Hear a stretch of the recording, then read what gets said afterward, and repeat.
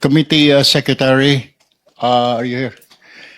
Can you put this on record or send and then send someone from the Blue Ribbon Committee to go upstairs sa office po ni Senator Robin Padilla para to inquire the good senator kung sasamahan niya ba yung 18 bodyguards dito sa Blue Ribbon hearing.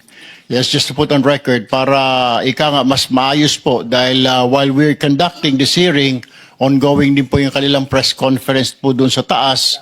So might as well, mabuti ho, bumaba na lang ho sila dito para ika nga mailahat nila yung gusto nilang sabihin, matanong po natin sila maayos.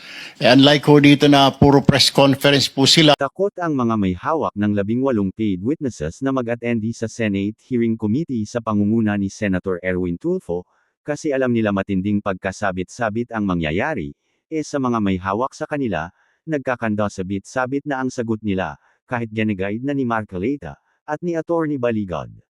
Nagtataka ako sa mga senador sa kampo ni Marcoleta at ni Cayetano, at ni Robin Padilla, bakit masyado nilang pinoprotektahan ang 18 paid witnesses, kung totoo ang sinasabi nila, bakit di ipasummon yung mga sinangkot ng 18 paid witnesses, ibig sabihin, mugos talaga ang BRC ni Marcoleta at ni Cayetano, ayaw nila ipasuman kasi pag nagsagot yung pinatawag nila, mangangamot sila, kita nyo, tinakasan ni Marcoleta yung tanong ni Kong Alvarez.